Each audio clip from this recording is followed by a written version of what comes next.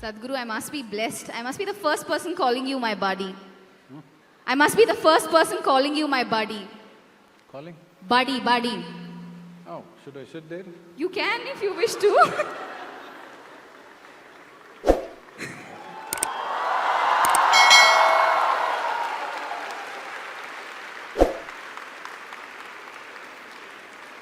I'm so close that all your energy will pass to me.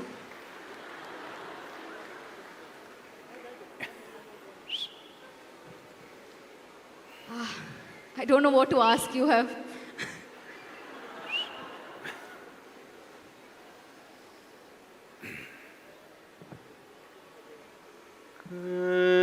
Karacharana kritam va kayajam karmajam va shravananayanajam va manasam va aparadham vihitam avihitam va sarvametat shamasva jaya jaya karunabdhe jaya jaya karunabdhe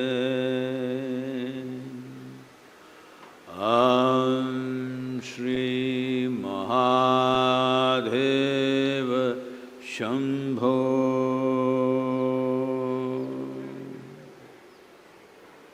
Namaskaram, everyone.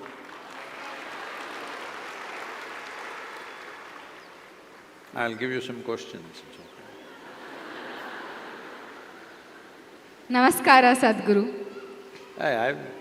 In the examinations, I've seen people, I never cared but I didn't do those things, but I've seen people copying answers, but you're copying questions. If I have to match your intellect, Sadhguru, I need to come prepared. Now I've come prepared for an examination just like we have open book examinations. Somebody said that monitor properly, it's very loud but I can't hear the words. Check. I said, you're so intellectual, Sadhguru, I need to come prepared and have an open book examination if I have to sit next to you. Closed book might not work with me. No, there is no such problem here because you don't have to answer anything. And the advantage of your situation is, see, a question can never be wrong, an answer can be wrong. So the problem is completely on me.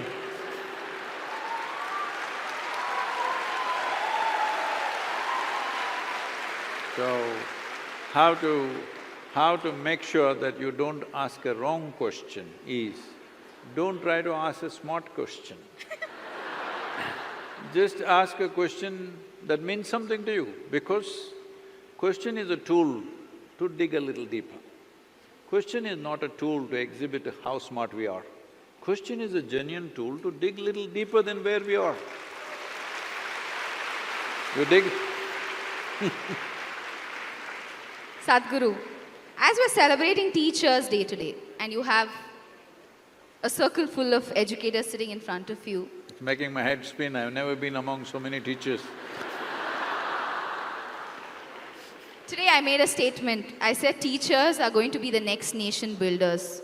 How do you think we can do this? See, these are all things that have been said plenty about teachers being the nation builders and all that, which it is true, because nation is not just land, nation is people. Tomorrow's people are children, all right? So teachers have a significant influence. But we must understand this. Let's say 50 years ago, if a child is growing up in a family, maybe 60–70% of the influence were parents and grandparents. 20–30% influence was teachers. Maybe 10–15–20% were friends and neighbors and stuff. But today that equation is completely changed. You don't know who is influencing them, first of all. From where they're influencing them, what is their intent, you don't know anymore. A child is no more being influenced by those who love and care for the child. They're influenced by commercial forces, they're influenced by all sorts of people. Not everybody may be bad, but they don't have any personal care for that little child. So it's a very different world. And 50, 100 years ago, see, it's like this, I'm not trying to insult the teachers, with utmost respect I'm saying this. This has been the way. If you read 3 books, you become a school teacher. If you read 10 books, the number is just irrelevant. 10 books you read, you become a professor. You just read 1 book, you become an agent of God, all right? Somehow. And I read nothing, people say I'm a mystic. So, there has been a problem in the world how we identify people. These things have happened because I remember, I lived in a remote place in the Mysore district where I had a farm.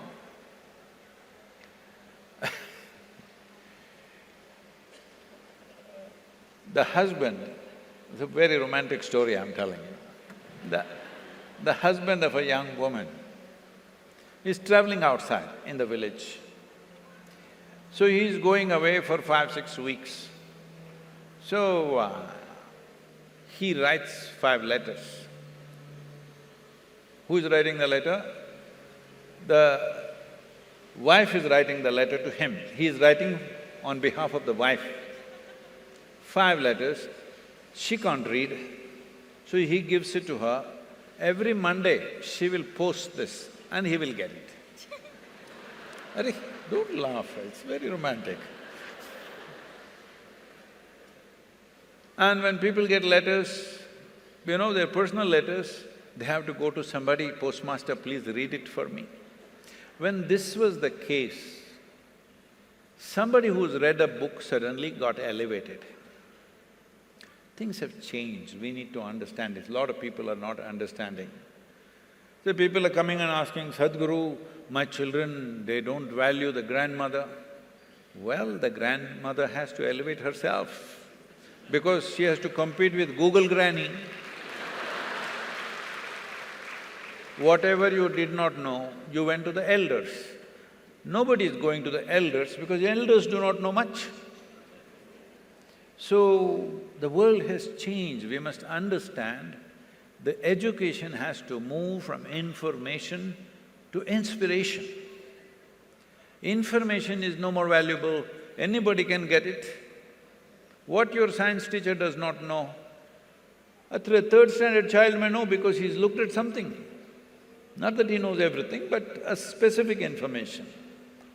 So, this is the age where information is free for all. What is missing is inspiration.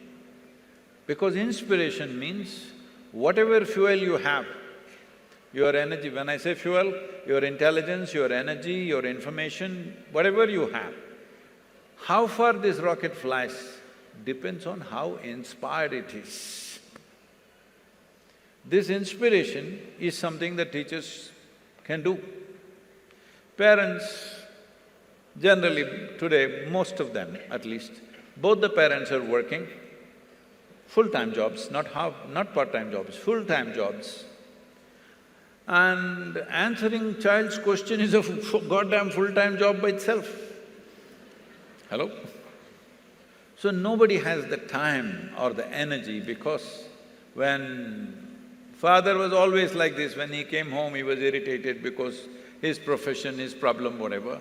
Now mother is also coming home in the same condition. She also is exhausted and maybe she has to cook also. So she thinks if she provides nourishment, her thing is done because by then she is done anyway, physically, I mean. So, considering all these things, above all, technology is moving in a direction where information will be of no value. It's all there. What you would know after doing 10 PhDs, my phone knows. Yes? So when this is the case, we need to change the role of the teachers to become powerhouses of inspiration for the children. In some way, parents are always asking me, Sadhguru, what to do, children don't listen to me? Maybe you're not worth listening to. Why don't you… See, instead of earning that position, you are asking how to manipulate yourself into that position. Your child listened to you when it was an infant because it doesn't know nothing, totally helpless in your lap. The moment he finds his feet, he knows things. At least he thinks he knows things, but definitely he knows life better than you, in the sense, between you and your child, who is more joyful? Child. Who should be a consultant for life? Someone who knows how to be joyful without any reason. He should be consultant, or people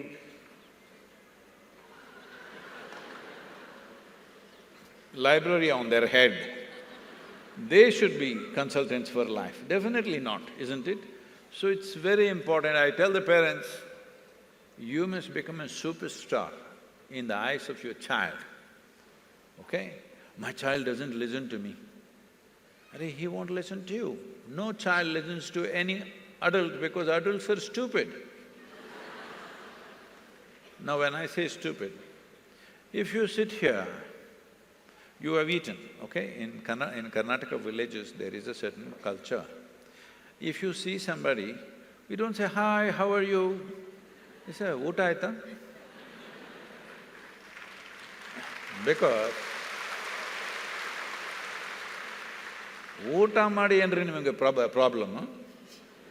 If you've eaten, what's your problem? That is the problem. It's a human problem that if we don't eat, there is a problem. You've eaten, and then what's your problem? This we call prarabdha. That means it's self-created. I'm sorry, there's an insect on you. Okay. You're there, Sadhguru. They're all coming for education, maybe.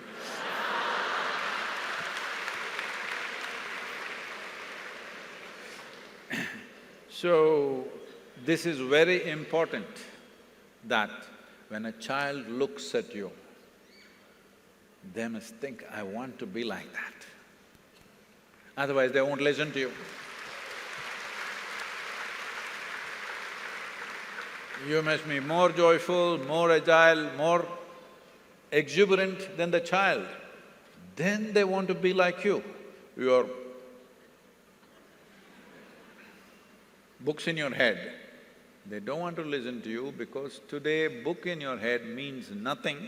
We're just short of that. In another 3 to 5 years, book in the head means nothing. So before that, we have to galvanize ourselves, transform ourselves in such a way that we become powerhouses of inspiration for the child. Information is there. If you turn on the switch, it is there. Hello? Information is everywhere. It's not necessary,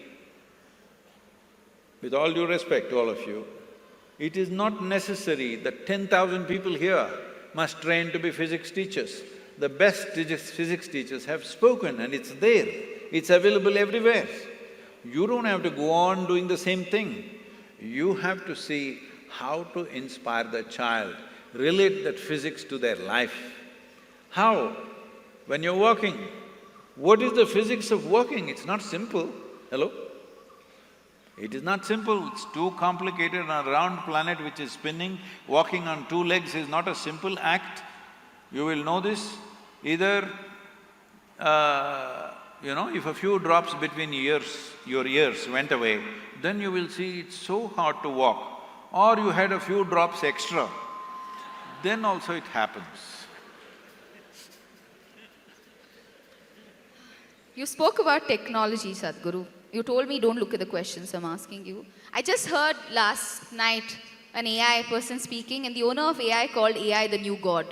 AI? The new god. Okay. Is there going to be a conflict with the old God and the new God? No, not in India.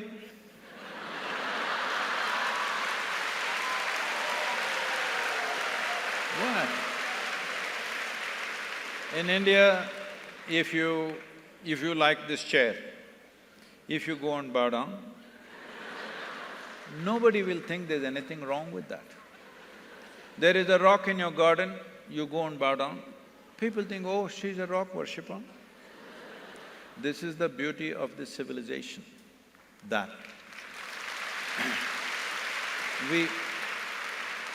we recognize not a single atom in this universe. See, I'm telling you, with all the science that you know, whatever level of science you are, you still don't know how an atom works, why it works the way it works. Do you know?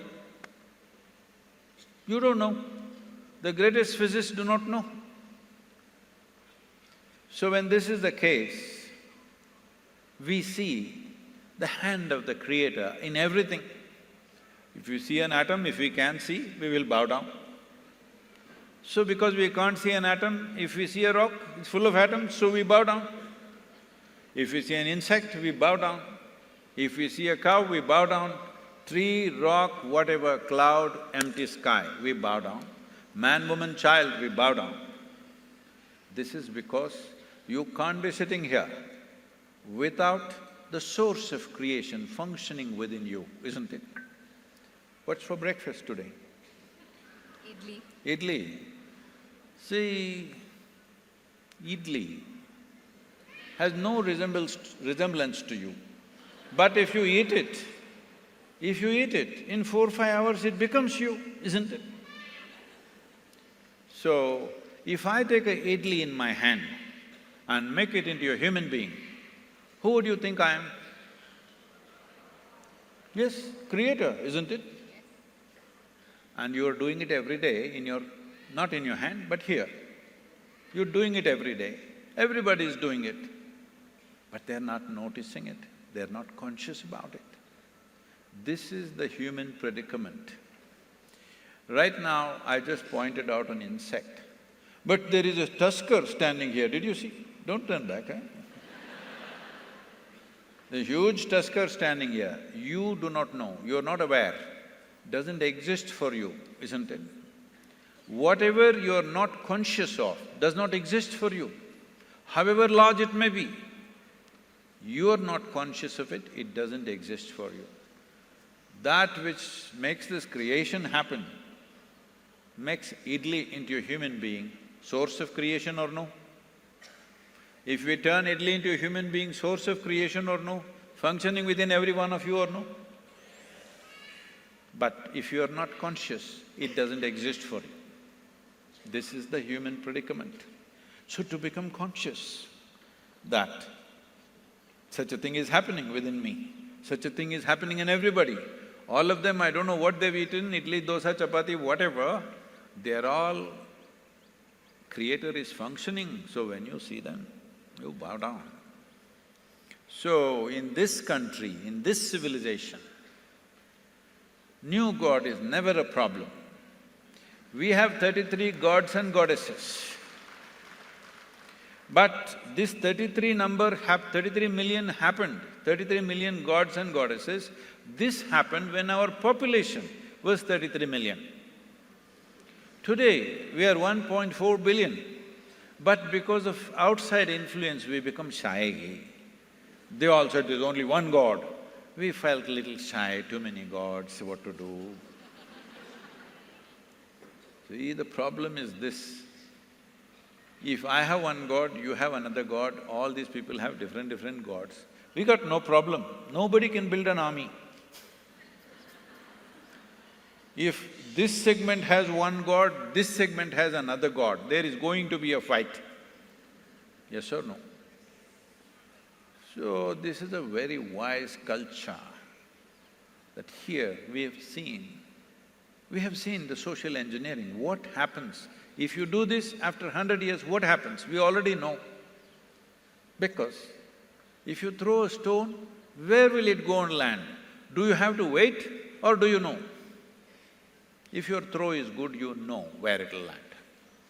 If you're bad, recently I was talking to a very, what to say, special forces kind of commando Indian army guy when I was on the Kailash Yatra, and he was telling me from 2 feet away, the enemy shot 30 bullets and he missed me. I said, that guy needs some training.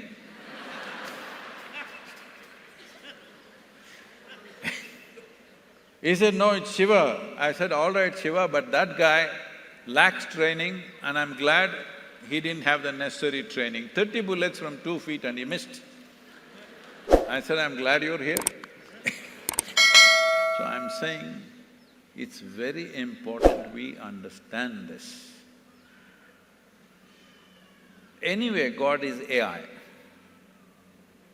Every culture created their gods, but they've forgotten.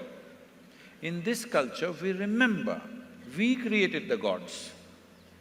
Because we saw them as entities, we know how to make shapes and forms, energize them in such a way, they become a new possibility. See, even today, I don't know if this term is still very alive in Karnataka, but in Tamil Nadu, still we refer to all the deities as yantras. Do you? Here also, to some extent? What does the word yantra mean to you in Kannada? A machine, isn't it? So, what is a machine? If you put certain number of forms together and they all work well, let's say it becomes an automobile engine and it takes you places. Similarly, if you put certain energetic forms together, it takes you places. It is a way of empowering ourselves. See, every machine that we have created in this world, everything that human beings have created, nothing new about it. It's just an extension of who we are. See, we can only see till there. See, that guy is standing with a lens, okay? Why do you think? He can see more. You stand with a telescope, you can see more. We can hear. They can speak till there, but they will not hear, so we got a microphone, we got a telephone. Everything that we have made is only extension of our present capabilities. Have we invented something that we were not at all capable of? Hello? Have we? No, there is nothing.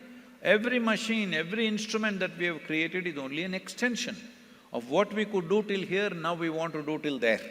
We could just talk here, but now we can talk to somebody on the other side of the planet because we have a phone. But if we could not speak, suppose you had no speech, would you make a telephone, I'm asking? So you must understand, all the deities in this country are yantras. We made them with a certain purpose. What we ourselves cannot do, it will do for us. So we created… there are many aspects, let me not go, but just now we have finished Ganesh Chaturthi. So you must understand, we create the God, we worship Him, we live for a few days or weeks as if He's everything, then we drown Him or dissolve Him in water. We make Him, we dissolve Him. This is very, very important. When you think what you have created is absolute, there is going to be conflict. The moment you think, what I have done is absolute, there is going to be conflict. But we make our gods and dissolve them. Ganesh is not the only one. Across the country, there are many cultures where people make their gods, once in a year they dissolve the god. Because this level of freedom and consciousness existed, there has been a certain dislocation. It's time we bring, if AI is the new god, I have no problem.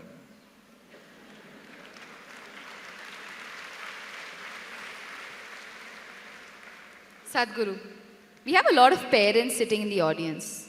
And as an educator, a lot of parents come to me and say, Aishwarya, I'm so happy, my child is so mature. I just want to ask you, and I've heard from you a number of times, that we need to keep our child in ourselves alive as much as we can. Isn't maturity killing that child and making sure they lose that childhood earlier? How do I answer back to these parents who keep saying, I'm proud of who my child is and how quickly they've matured?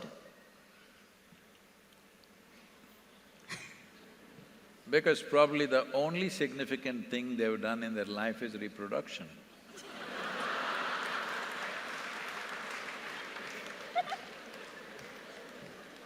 So they have to go on blowing it up. Learn to look at your child for what they are. No child is fantastic, no child is miserable. They're just a possibility. It all depends how we guide them, how we mold them, because the nature of human existence is like this. I'm sorry, these guys, I thought this is going to rotate. We could speak to these people also.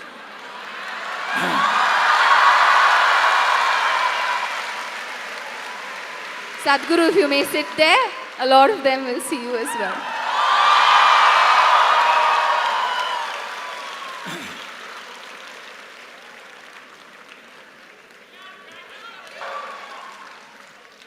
So, see, if you were born as a tiger, hey, make some noise, huh? No, that doesn't sound like a tiger, come on. Okay, now see, if you were… lot of people think being a tiger is something better than being a human being. Hello? Lot of people name themselves as tiger, wear tiger claws, tiger teeth, whatever. No, in the evolutionary scale of things, a tiger is way behind a human being. So why it's important to have evolved as a human being is, if a tiger is born, all it has to do is just eat well. If it eats well, it'll become a good tiger. You are also born as a human being, or as a human child. If you just eat well, you will become like a football, not necessarily become a great human being. After being born as a human being, how many things you have to do to be a good human being? Not even great, to be a good human being. When you're just about thinking you're doing well, your teenage children will come and tell you you're no good. Have they told you or no? They will. If they have not told you, they're telling the neighbors. Better they tell you. Because for almost all the creatures, my percentages are just off the cuff, 90% of their life is determined by nature. Only 10% latitude they have to build their own personality. If you take 10 tigers here, oh, okay, no. There will be 10% latitude in their personality, little bit of difference. But if they're all well-fed, they're all about the same tigers. But if you take 10 human beings, where is one, where is the other? Can't compare, isn't it? Because in a human being, only 10% is fixed by nature, 90% is to be made. This means 90% is in your hands. This is very, very important that this generation has missed. Please listen to me carefully.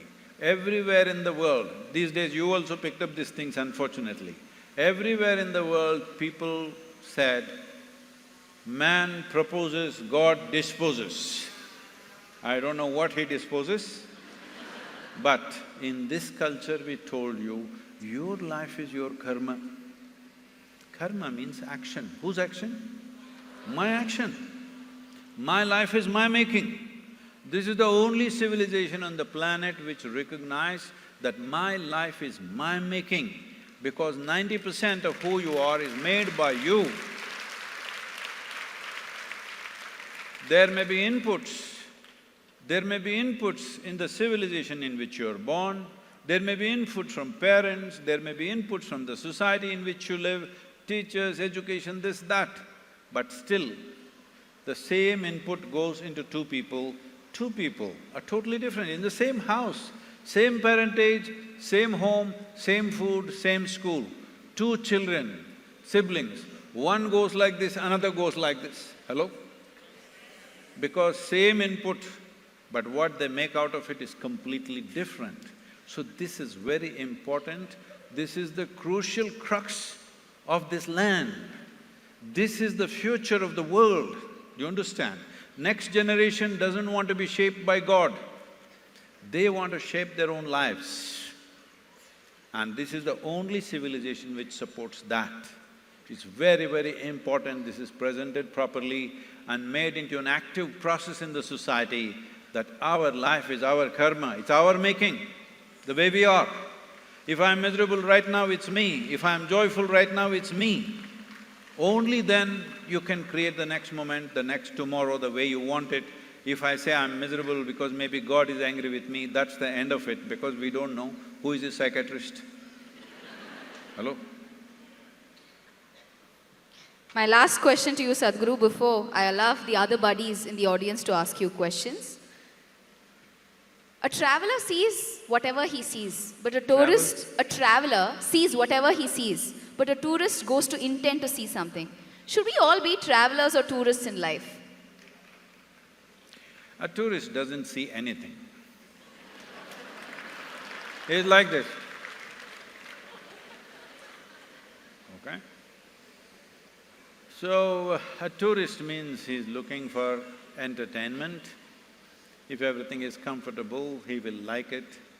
If things are not comfortable, he will complain how bad Bangalore city is, all right? A traveler means he's come to experience the place. That's how my understanding of traveler is. You can say it in so many ways, but a traveler has come to experience the place. He's not come to see good places. Whatever it is, he wants to experience the way it is. So there is more profoundness to the traveler than the tourist, because tourist doesn't see anything. He has no attention for anything, he's like surface. See, you go to some place, tourist. There is one monument, or there is this building, or this entertainment, you go there, that's it. People of Bangalore, what kind are they? He doesn't want to know. Hello? He doesn't want to meet this one, that one, not interested. He saw that and he took picture also, selfie like this now. Selfie picture. And not as soon as he goes, immediately within few seconds, all his friends know what he saw, what the Bisibele bath looked like. Taken picture of that also and posted everywhere. So, if you live a frivolous life, you're a tourist in this world. If you make a more profound journey, maybe we can call you a traveler. If you make a much more profound journey, we can call you a pilgrim.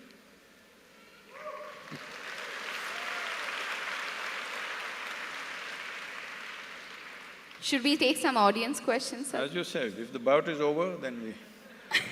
No, I have sat with you, walked with you, learnt with you. Now I think I give them some space. No, because the kind of setup you've done, it looks like a boxing ring to me.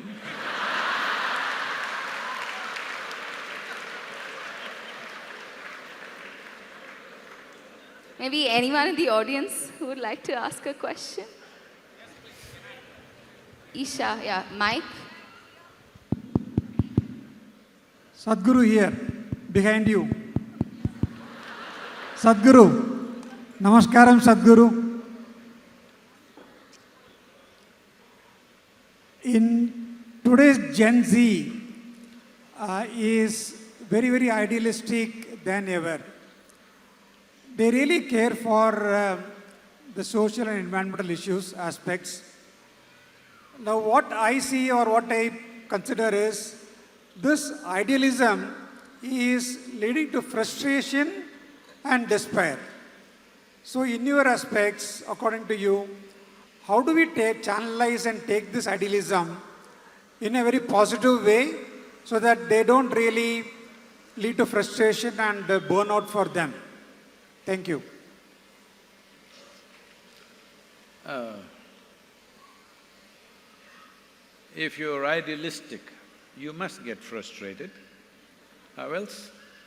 Because idealism means you don't see reality the way it is. I know in what context you're saying, but let me put that into right context. What we need is not ideals.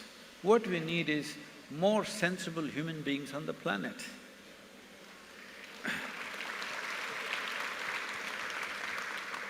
See, I want to keep Bangalore city clean, this is my ideal. Arey, you just need little sense to keep it clean, you don't need any great ideal. Hello? Little sense that you don't want to live like a pig. That much sense if you have, you'll keep it clean, yes or no? So, and this Gen Z, Z or Z is the last alphabet of English language. Gen Z means what, they're the final generation? I want to know, is this the final generation? So, I don't know, everybody is trying to come up with such destructive identities. I am the final word. This is what I was saying. This is a civilization which never supported absolutism. The religions of the world have been promoting absolutism, this is it. No, it's not like that, Indians are made like this, if there are 5 people, there are 10 opinions. Hello, each person has minimum 2 opinions, isn't it? And even if the so-called divine entities come, Rama comes, we'll question him, Krishna comes, we'll question him, Shiva comes, we'll question him. Nobody is able to give us any commandments because we are full of questions, I must tell you this. I just came back from Kailash, but not this year, a few years ago, we were trekking in the mountains and in a very remote place, a small little place somebody had built, and there we are having a little satsang. So, there are at least 35 to 36 nationalities with us, and one Indian person who living in United States stands up to ask a question. The question goes on and on and on and on. Nearly 8 minutes, the question is still not complete. All the other nationalities, their eyeballs are rolling, they can't… they're not able to understand what is the question, they're looking like this. I said, please don't get confused, it's an Indian question. We've had over 10,000–15,000 years of practice how to ask a question inside a question, inside a question, inside a question. And he's still going on. I said, stop, because it's already 8 minutes of question. I said, Indians have been practicing how to ask a question. You just look in any of our epics, you say Mahabharat, some guy pops up from the lake and asks questions. You know the story? The Yaksha comes up and asks questions. Nowhere in the world it's like this. Questions are not valued, absolute, this is it. No, this is it in this civilization. So, there's one Chinese lady with us and she says, Sadhguru, I worked in United Nations for 27 years. Even there, only Indians ask the questions. I said, it's in our DNA, question, question, question. Because we are a land of seekers, we are not a land of believers. We seek, doesn't matter. Rama came and said something, Krishna came and said something, we bow down to them, but we ask questions. But because we have to find our own truth, we have to experience our own truth. He's saying it, we respect him, but he's not absolute. We're still asking questions. This is a fantastic culture. This is the culture for the future, not of the past. People are thinking, Bharat is an ancient culture. No, this is the only culture which will fit into the future of this world. So, this Gen Z, I don't know what is next, Gen Z1, Gen Z2. No, that's dangerous because again 27 generations later it'll close. Say Gen Z1, because numbers are limitless. Huh? We can say Gen Z trillion one day, no problem, but this going with the last alphabet is dangerous. Not safe for them, because when you think this is the final thing, in many ways you become absolutist. That means you will not seek, that means you will not expand. What I know is everything, this is it. This is it is not the way of life. Right now, okay, this is working, but tomorrow we don't know. Hello? So, this Gen Z, I don't like to call them that because you mentioned it as a teacher. So, your Gen Z people who are with you, if they're idealistic, I didn't know they're that stupid, I thought they're more practical. But if they become idealistic, it's a big problem. When we were growing up, by the time we were 11, 12, we were all communist, proper communist, wanting to join the armed struggle because we had ideals. Because the situation was quite hopeless in many ways. The only way was we want to turn the whole country upside down, otherwise it's not going to work. But today, the nation is in a much better place. There are many opportunities for the children which we could not even imagine in our time. Now is not the time to be idealistic. It is very important you're pragmatic and sensible and do the right thing. And for this, the most important thing is how you keep yourself. I don't think they're keeping themselves very well because they're… Hello? In another 27 generations, only this may be left. I'm sure in the school you're teaching use and disuse theory. Hello? Too big. Only these may be left. So, it's very important that they become more pragmatic and practical, and it's very important they don't pick up false ideologies. All ideologies are false. Which is the right ideology? There is no right ideology. Human intelligence and humanity in your heart is the right thing to do.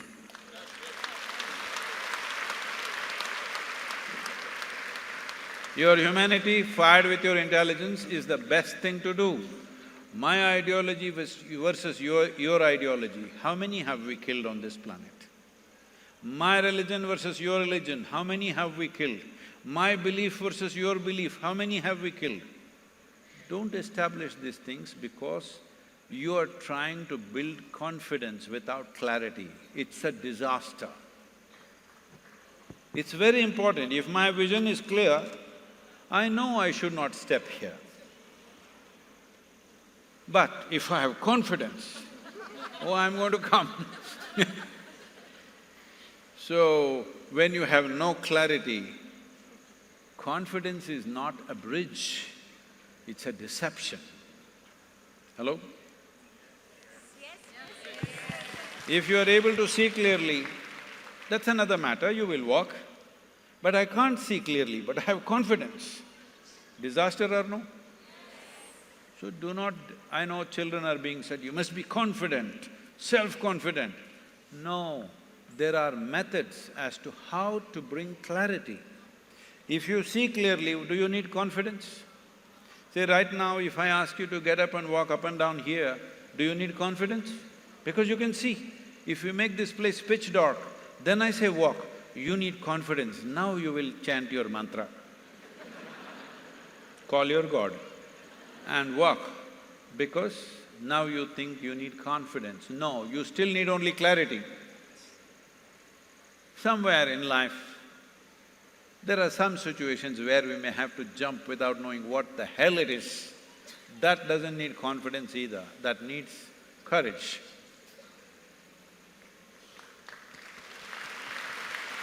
We take one more question.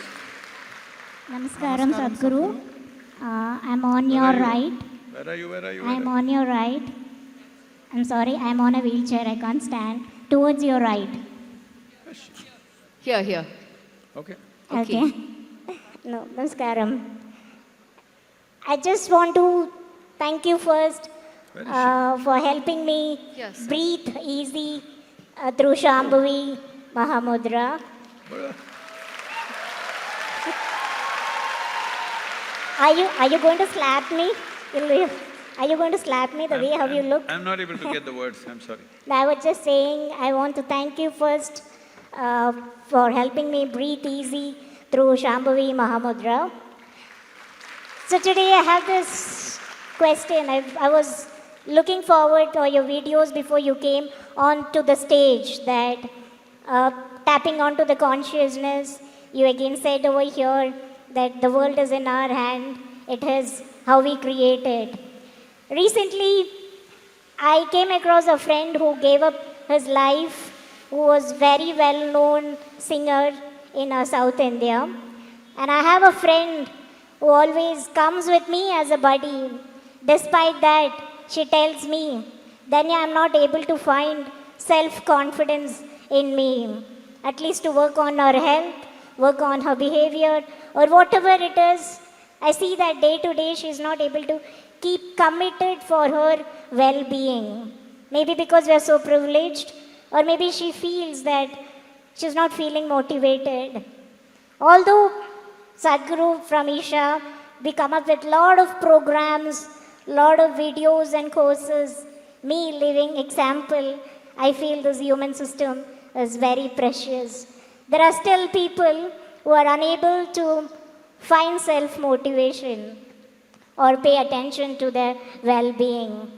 How do we together can tap on these people's consciousness?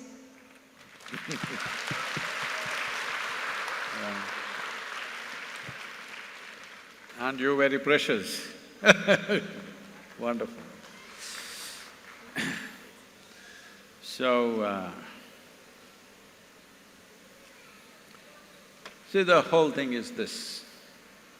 This body, your body, I mean. Were you born like this, Ma? Were you born like this? You were born like this, slowly became like this. What is this Bisibela bath and whatever. Karnataka has a lot of things. All this, like this. Food that you've eaten, isn't it? Or a piece of the planet that we walk upon. So you gathered your body. Am I correct?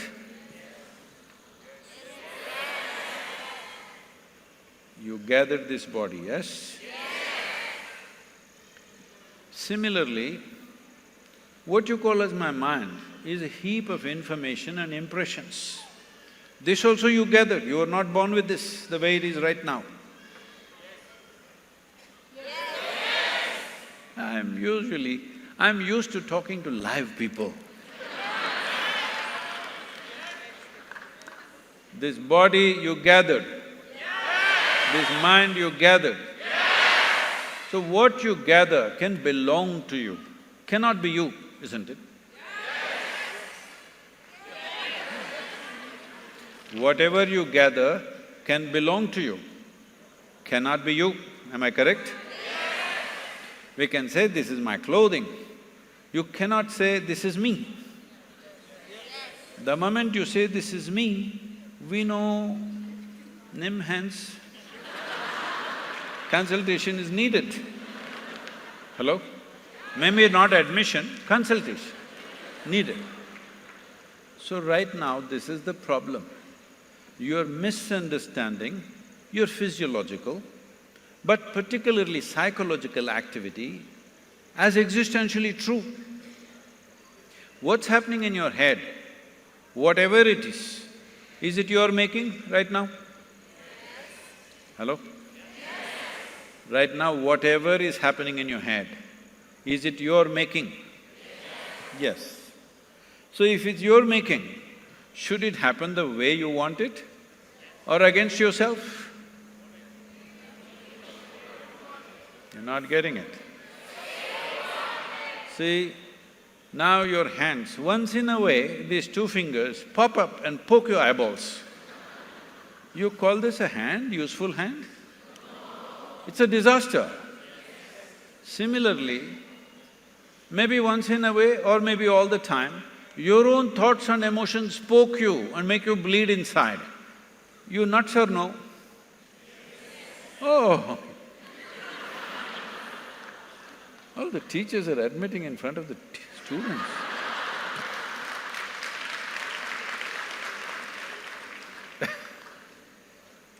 See, you're 30, 40, 50 years of age, I'm not going beyond that, okay? And you still don't know how to use your hands, it keeps poking your eyeballs. Totally invalid or no? Similarly, you're 30, 40, 50 years of age, you still don't know how to use your thoughts, how to use your emotions for your well-being. They keep poking you. Crazy or no? Don't think this madness is normal. You're thinking it's normal because there are too many people around you in the same condition. But, no, Sadhguru, but you know my husband, what he did. Arey, that's what husbands do, huh?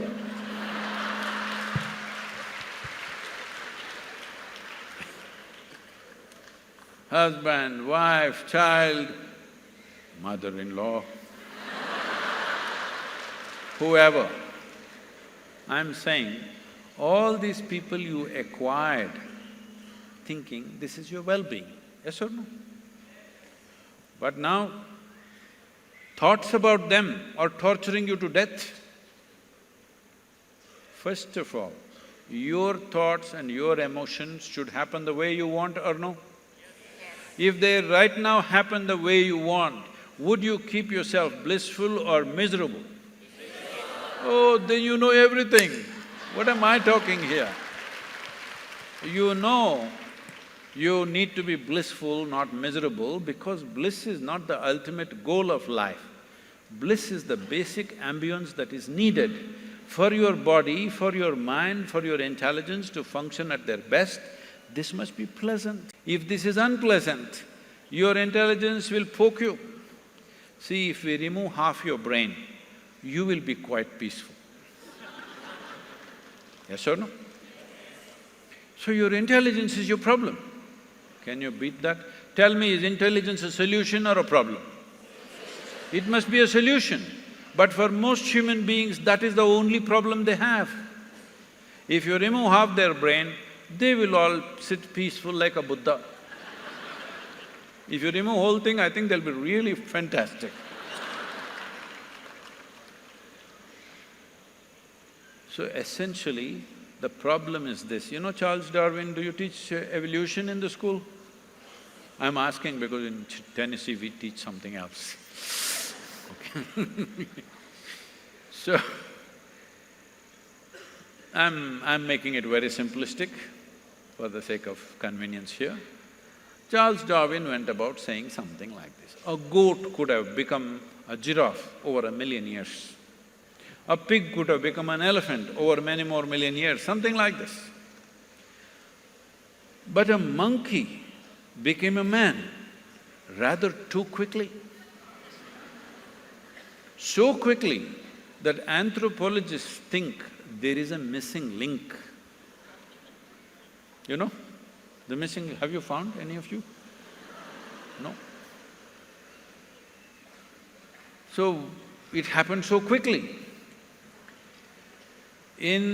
As per the genetic and DNA sciences, the difference between a chimpanzee and you on the level of your DNA, the DNA difference between you and a chimpanzee is only 1.23%. 1.23% is not much of a difference. Hello? 1.23% big difference, ma? You're not a teacher. You pass anybody for 1.23%? No. 1.23% out of 100? No, you don't pass them for that. So I'm saying you did not pass.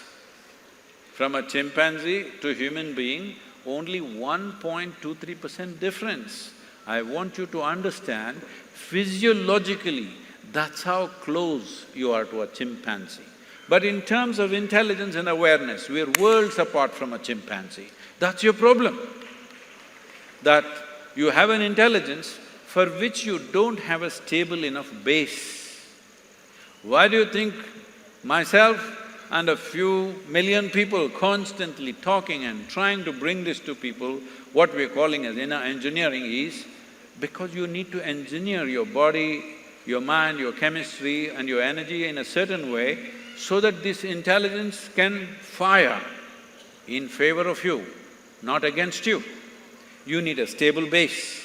The very purpose of yoga is this, to bring or stabilize the foundation so that superstructure doesn't become a problem. Right now, that is the problem. Now somebody is suffering, somebody wants to kill themselves. You know, most of you might have heard about this about maybe 3.5, 4 years ago. A young woman in Hyderabad, she was a reasonably well-known television anchor. She jumped off the 5th floor window of her apartment and killed herself. She left a note, "Nobody is responsible for my death. My brain is my enemy." I'm saying, this is a 33, 34-year-old woman. In the prime of her life, she jumps off and kills herself because her brain is her enemy. To develop this level of cerebral capability, it took millions of years of evolution. Do you know what it's taken to make an amoeba look like you? Millions of years of work, isn't it? Ceaseless work. And now, your brain is your enemy. This is the human disaster. We must change this. Our brain should not be our enemy. Our brain is the only goddamn friend we have. Hello? If your intelligence works for you, your life is made. If your intelligence works against you, you are finished. Let's make it happen. Thank you very much. Thank you, Sadhguru. I can keep walking and talking with you all night, but I think it's time for you to have a next flight and go to your next schedule. Give me 5 minutes as we felicitate you. Thank you so much for this Badgri, and wishing you a belated happy birthday, Sadhguru, from the entire audience.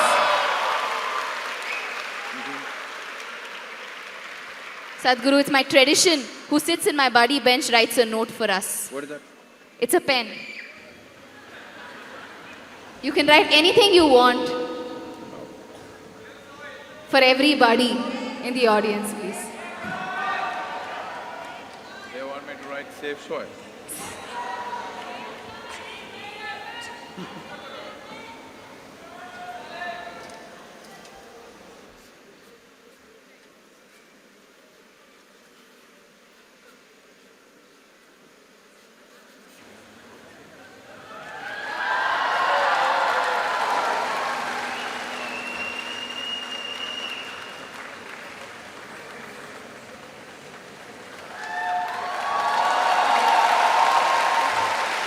Thank you, Sadhguru. If you can just sit down for 2 minutes, Sadhguru, we'll just felicitate you. We are an institution, we are built with teachers, support staff, students, parents and alumni. It would be wrong if I stand alone to felicitate you as you've come to my campus. Give me a moment where all of them come, give their regards, give their prayers to the teacher of wisdom. Thank you so much, Sadhguru. Please. I would like to say this right now because this wonderful girl asked this question about one of her friends suffering immensely and wherever it could lead to anything, those things.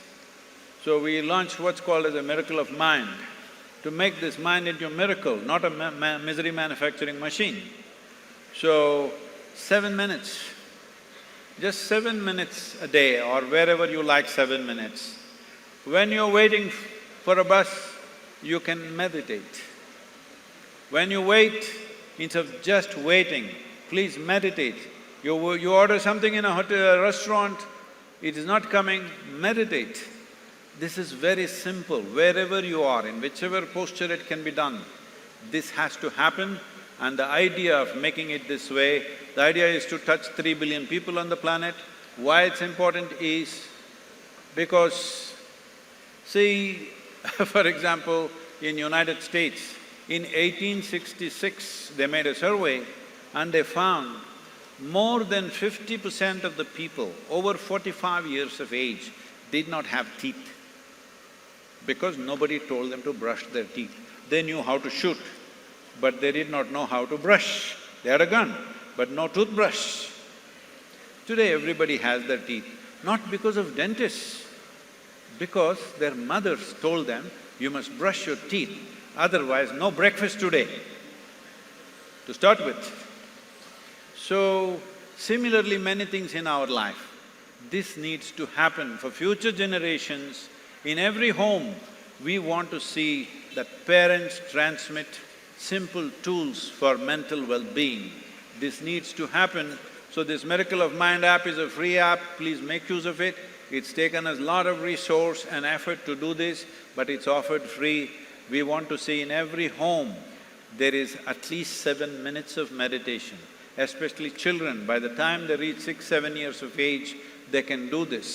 Make sure your children meditate, and meditation or these tools of mental well-being should not be in the hands of a guru, should not be in the hands of an organization, should not be in the hands of a government. It should be in the hands of the people. Let's make it happen, please. Latest ಹಾಗೂ interesting ಸುದ್ದಿಗಳಿಗಾಗಿ boss TV Kannada ಚಾನೆಲ್ನ subscribe ಮಾಡಿ. ಹಾಗೆಯೇ bell icon press ಮಾಡಿ. ಇದರ ಜೊತೆಗೆ Facebook, Instagram, ಎಕ್ಸ್ನಲ್ಲೂ miss ಮಾಡದೆ follow ಮಾಡಿ.